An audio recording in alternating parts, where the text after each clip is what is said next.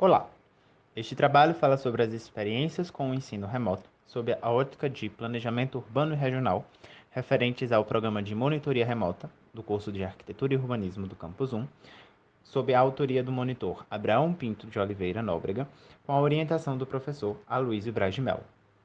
Urbanismo 2 refere-se a estratégias de planejamento urbano e regional com o estudo das regiões geográficas brasileiras. Tem em sua base estudos desenvolvidos pelo IBGE, dos quais cabem citar o Censo Demográfico, que seria de 1991 ao de 2010, que seria o mais recente que a gente tem acesso, como também estudos de rede urbana, que seria o REGIC 2018, que é uma das principais fontes bibliográficas da disciplina, e mais alguns.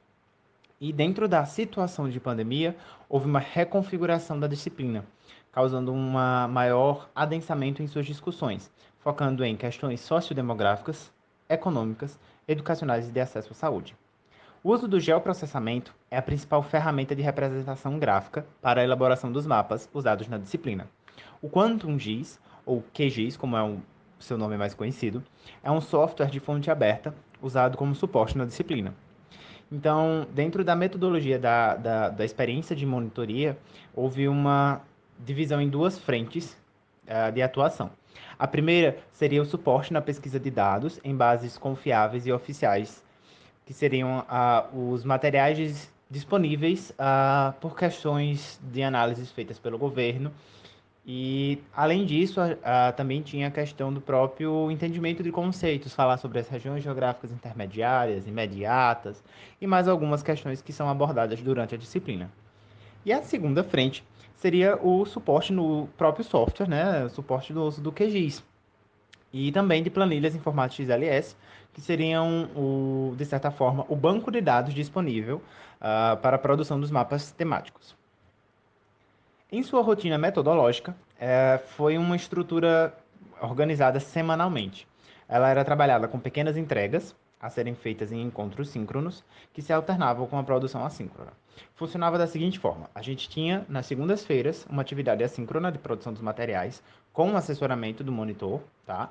A partir disso, depois que se gerava o material, era organizada uma apresentação que era feita uma entrega semanal ao professor nas quartas-feiras, que era um encontro síncrono, onde todo mundo estava reunido para discutir sobre as produções da semana dentro dos conceitos pré-estabelecidos pelo professor.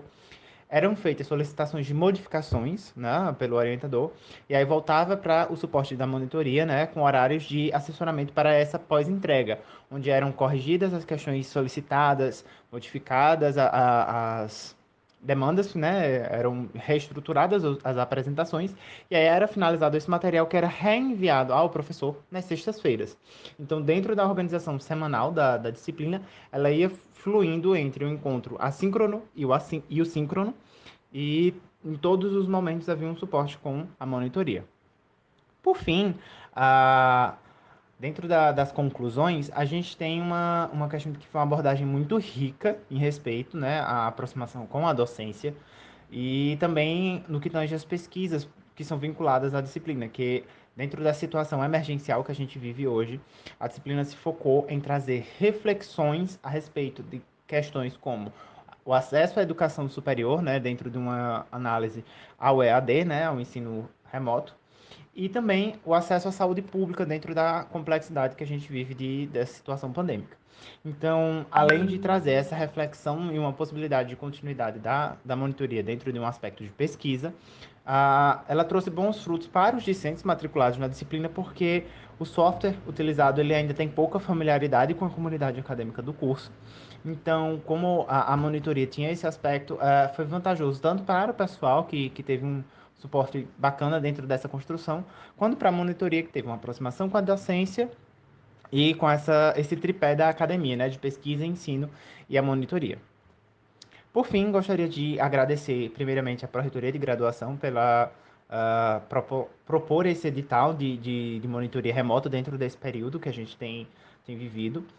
Também gostaria de agradecer ao professor pela seleção e também à própria comunidade, né, de estudantes que acolheram bem o grupo e trouxe uma experiência muito rica.